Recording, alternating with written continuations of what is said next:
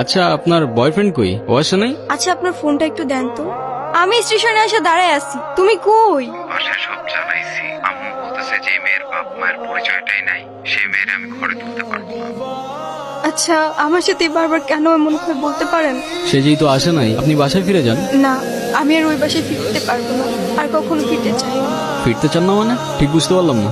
মা বাবা হারানোর পর আমি আমার মামা বাড়িতেই বড় হই। মা বাবার ভালোবাসাটা কি সেটা আমি কখনোই বুঝে উঠি নাই। এত দেরি হলো যে? বেতন দিছে না তো? খারাপ আছিস কে? টাকাটা দে। এই 500 টাকা তোর কাছে রাখ। আর তোর মামি আসলি কোষ? আমি হাটে গেছি। মামার একটা বদ অভ্যাস, মামা জুয়ায় আসক্ত। 3 বেলা না খেয়ে থাকলেও তার জুয়া ছাড়া এক মুহূর্ত চলতো না। আর তার সঙ্গী ছিল জাহাঙ্গীর। জাহাঙ্গীর নিজের স্বার্থ উদ্ধারের জন্য সবকিছু করতে পারে। রেখা।